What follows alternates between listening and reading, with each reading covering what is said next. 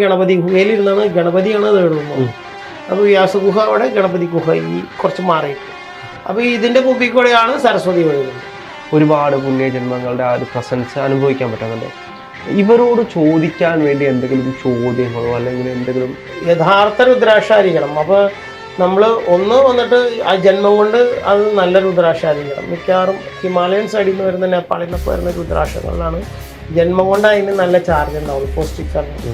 അല്ലാതെ നമ്മുടെ ഇവിടെയൊക്കെ കിട്ടുന്ന ഭദ്രാക്ഷത്തിലൊന്നും ചാർജ് ഉണ്ടാവില്ല. എന്തുകൊണ്ടായിരിക്കും ഈ 5000 വർഷമായിട്ടുള്ള മരം നശിച്ചു പോകാറ്? അവിടെ ഗംഗയിൽ കുളിച്ചിട്ടാണ് ഋഷികേശിൽ വരിക. ഋഷികേശിലെ ഫുൾ ആശ്രമസം. അപ്പോൾ അങ്ങനെ നേരെ ബദ്രിനാഥിലേക്ക് പോയി. അങ്ങനെ ബദ്രിനാഥിൽ പോകുമ്പോൾ ഫസ്റ്റ് വരുന്നത് ജോഷിമഠാണ്. ഇന്ത്യയിൽ എവിടെ ചെന്നാലും ആദിശങ്കരൻ്റെ പ്രസൻസ് എപ്പോഴും ലൈവായി കിട്ടുന്നത് ആ റൂമിലാണ്. ഭാഗവത സപ്താഹം നടന്ന സ്ഥലം അവിടെയാണ്, ആദ്യത്തെ ഫസ്റ്റ്. അവിടെ ശരിക്കും നമ്മൾ ധ്യാനിക്കാൻ നിന്ന് കഴിഞ്ഞാൽ ശരിക്കും അർദ്ധനാരീശ്വരനെ പോലെയാണ്. സീതയും രാമനും ഹാഫ് ആയി.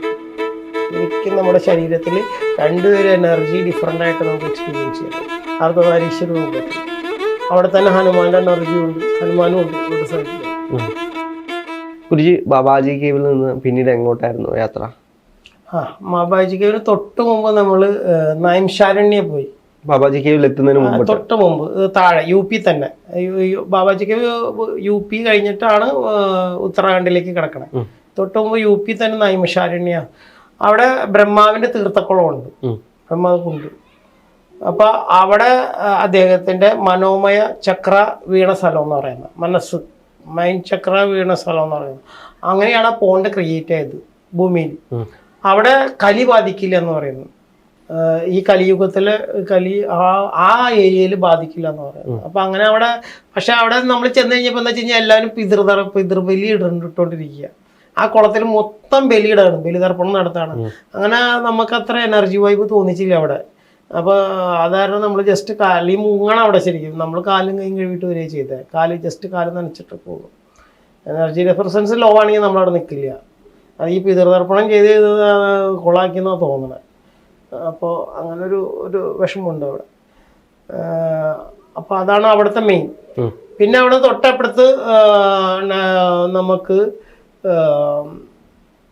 വ്യാസ് ഘട്ടി ഉണ്ട്. അതിന്റെ പ്രത്യേകത എന്താണ്? അവിടെ എന്താ വെച്ച് കഴിഞ്ഞാല് 5000 വർഷം മുമ്പ് വ്യാസൻ ഇരുന്ന് അവിടെ ഇരുന്ന് ഇത് ചെയ്ത മരമുണ്ട്, വലിയ ആല്. 5000 വർഷം മുമ്പ് ആ ആല് ഇപ്പോഴും ഉണ്ട്. അതിൻ്റെ അടിയിൽ ഇരുന്നിട്ടാണ് അദ്ദേഹം മഹാഭാരതമൊക്കെ വിവരിച്ചു കൊടുത്തുകൊണ്ടിരുന്നത് ആൾക്കാർക്ക്. അതോടൊപ്പം ആദ്യമായിട്ട് ഭാഗവത സപ്താഹം നടന്ന സ്ഥലം അവിടെയാണ്, ആദ്യത്തെ ഫസ്റ്റ് നടന്ന സ്ഥലമാണ് അവിടെ. അതേപോലെ ഇതിൻ്റെ ലെഫ്റ്റ് ഹാൻഡ് സൈഡിൽ അവിടെ ഒരു ഹോമകുണ്ടമുണ്ട്, വലിയ ഹോമകുണ്ട്. അവിടെ 80,000 ഋഷീശ്വരന്മാര് യാഗം നടത്തിയ സ്ഥലമാണ്. 80,000 പ്ലസ് വ്യാസം നടത്തിയ ഹോമക്കുണ്ട്, ആ വലിയ ഹോമക്കുണ്ട് അവിടെയുണ്ട്. ഇതുകൊണ്ട് അതിൻ്റെ സൈഡിൽ അമ്പലങ്ങളുണ്ട്. ശ്രീരാമനും സീതയും നിൽക്കുന്ന ഒരു അമ്പലമുണ്ട് ഇപ്പുറത്തെ റൈറ്റ് ഹാൻഡ് സൈഡിൽ. അവിടെ ശരിക്കും നമ്മൾ ധ്യാനിക്കാൻ നിന്ന് കഴിഞ്ഞാൽ ശരിക്കും അർദ്ധനാരീശ്വരനെ പോലെയാണ്. സീതയും രാമനും ഹാഫ് ആയിട്ട്.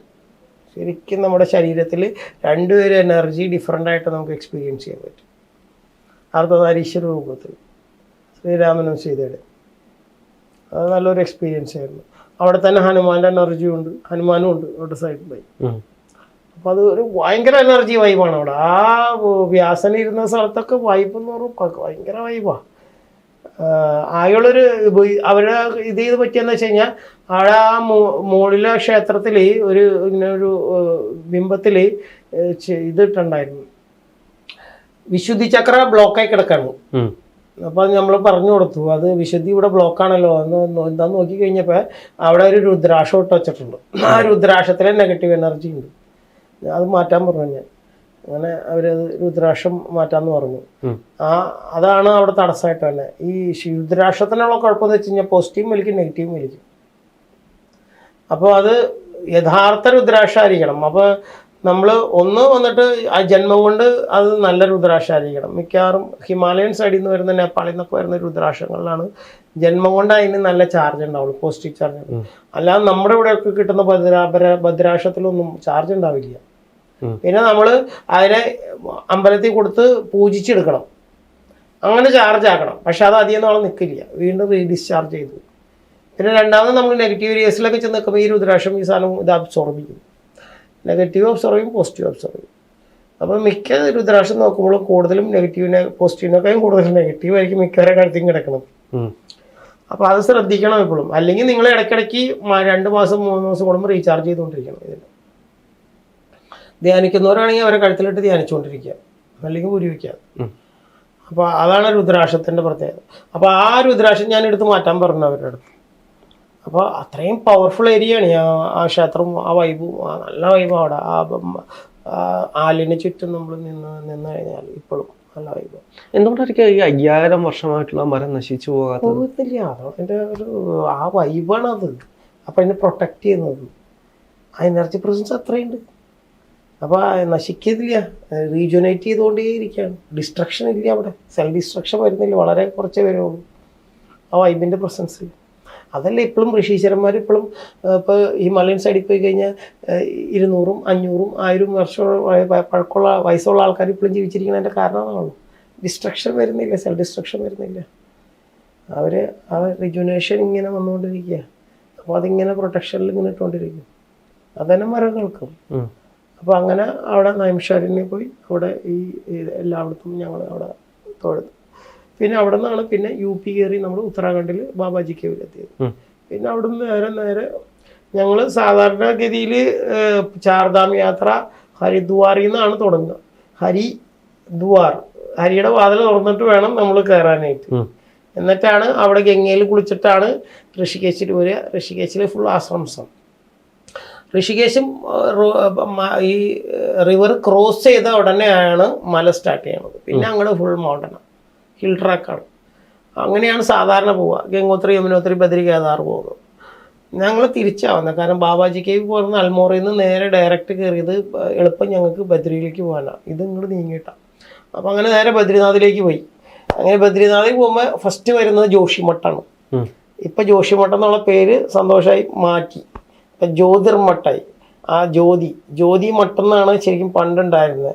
അപ്പോൾ ഈ വീണ്ടും ഗവൺമെൻറ് ഇപ്പോൾ പഴയ പേരിലേക്ക് വന്ന് ജ്യോതിർമഠം എന്നാക്കി. അപ്പോൾ ആ ജ്യോതിർമഠ് എൻ്റെ അവിടെയാണ് ഈ 6 മാസം മഞ്ഞിര് വീഴുമ്പോൾ ബദ്രിയിൽ നിന്ന് വിഗ്രഹം കൊണ്ടുവന്ന് ഇവിടെയാണ് വയ്ക്കുന്നത്. 6 മാസത്തെ പൂജ, 6 മാസം അവിടെ, 6 മാസം അവിടെ. അപ്പോൾ ആ വിഗ്രഹം കൊണ്ടുവന്ന് നരസിംഹ ക്ഷേത്രത്തിലാണ് കൊണ്ടുവന്ന് വയ്ക്കുന്നത്.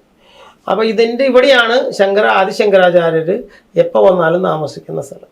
അതിൻ്റെ ബാക്കിൽ ഒരു മരത്തിൻ്റെ ഒരു പഴയ വീടുണ്ട്. അതിൻ്റെ മുകളിലാണ് പണ്ട്, അതായിരുന്നു പഴയ അമ്പലം. അതിൻ്റെ അടിയിലാണ് ഈ വിഗ്രഹം വെച്ചുകൊണ്ടിരുന്നതും മുകളിൽ ശങ്കരാചാര്യർ താമസിക്കുകയും ചെയ്തുകൊണ്ടിരുന്നത്. മച്ചിട്ട വീടാണ്. അപ്പോൾ ഇപ്പോഴും അതുണ്ട്, ആ വീടുണ്ട്. അപ്പോൾ പുതിയ അമ്പലം പണിതപ്പോൾ സ്റ്റാച്യൂവിനൊക്കെ അപ്പുറത്തേക്ക് മാറ്റി ഇവിടെ അതങ്ങനെ തന്നെ കിടക്കുന്നു. അപ്പോൾ അതിൻ്റെ മുകളിൽ പോയിരിക്കുമ്പോഴാണ് എനിക്ക് ഇന്ത്യയിൽ എവിടെ ചെന്നാലും ആദിശങ്കരൻ്റെ പ്രസൻസ് എപ്പോഴും ലൈവായി കിട്ടുന്നത് ആ റൂമിലാണ്. ലൈവായിട്ട് അദ്ദേഹം വരും, എന്തെങ്കിലും രൂപത്തിൽ വരും. അപ്പോൾ അങ്ങനെ ആദിശങ്കരൻ്റെ പ്രസൻസ് അവിടെ ലൈവായിട്ട് വന്നു. അങ്ങനെ കുട്ടികൾക്കും ഫീൽ ചെയ്തു. സംശയം ചോദിച്ചോട്ടെ, അപ്പം സ്വാമി ധ്യാനത്തിലിരിക്കും അല്ലെങ്കിൽ ഇത്തരത്തിലുള്ള സ്ഥലങ്ങളിൽ പോകുമ്പോൾ ഇത്തരത്തിലുള്ള ഒരുപാട് പുണ്യജന്മങ്ങളുടെ ആ ഒരു പ്രസൻസ് അനുഭവിക്കാൻ പറ്റുന്നുണ്ട്. ഇവരോട് ചോദിക്കാൻ വേണ്ടി എന്തെങ്കിലും ചോദ്യങ്ങളോ അല്ലെങ്കിൽ എന്തെങ്കിലും അങ്ങനെ എന്തെങ്കിലും ഇൻഡ്യൂഷൻസ് ഉണ്ടാകുമോ? ഗുരുജിക്ക് അങ്ങനെ എന്തെങ്കിലും ഇൻഡ്യൂഷൻസ് ഉണ്ടാകാറുണ്ടോ ചോദിക്കാൻ? പിന്നെ സിറ്റുവേഷൻ അനുസരിച്ച് നമുക്ക് എന്തെങ്കിലും ഉണ്ടെങ്കിൽ അവരോട് അപ്പം കൺവേ ചെയ്യാം, റിപ്ലൈ കിട്ടും.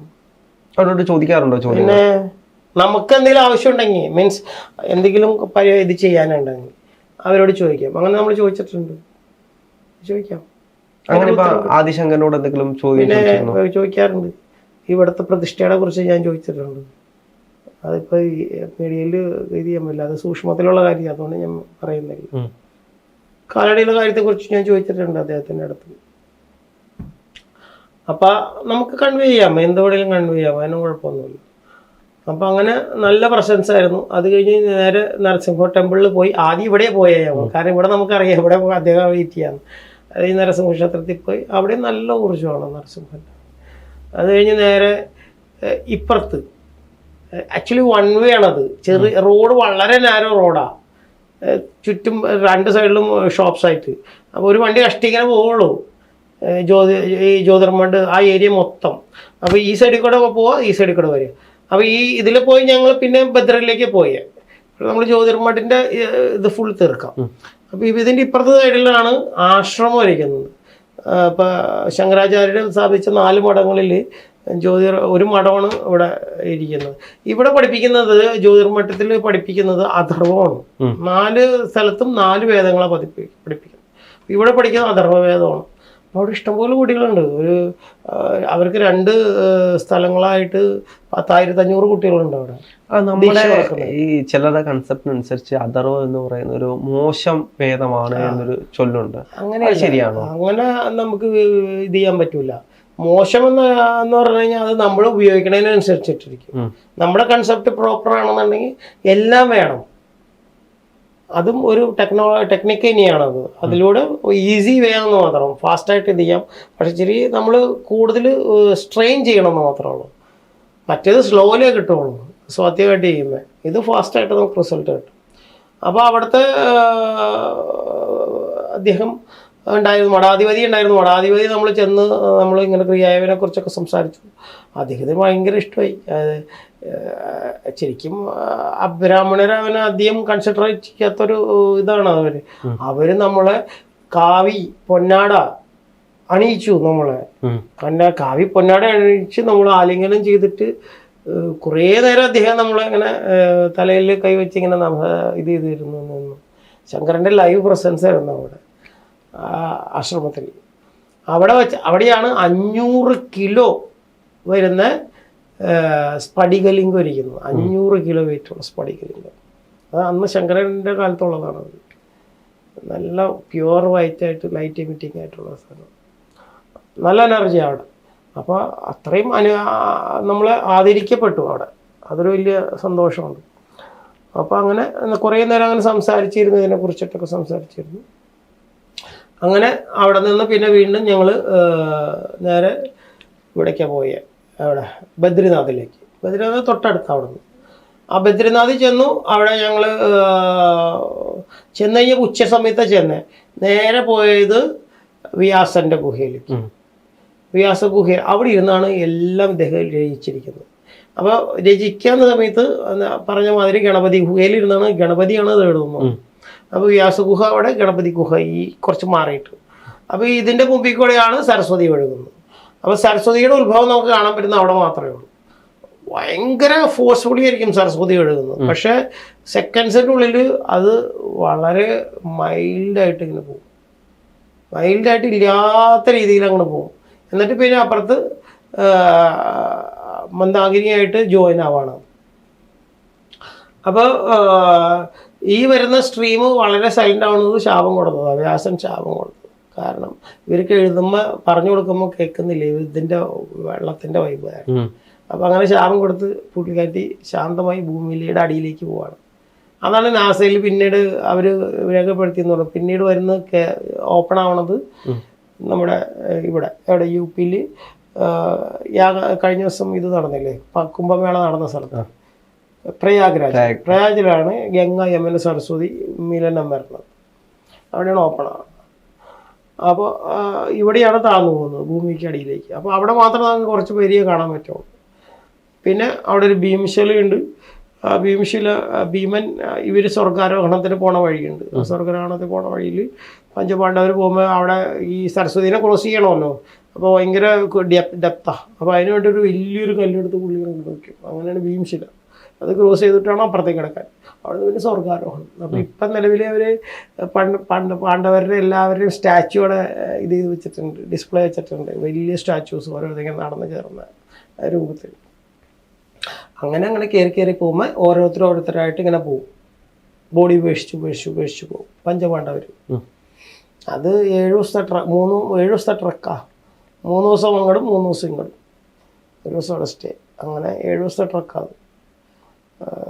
ഗ്ലേസർ വരെ പോകാൻ പറ്റും ലാസ്റ്റ്. അപ്പോൾ അവിടെ നമ്മളൊന്നും പോയിട്ടൊന്നുമില്ല. അപ്പോൾ അങ്ങനെ അവിടെ പോയി തിരിച്ചിങ്ങോട്ട് മനയാണ് ലാസ്റ്റ് വില്ലേജ്.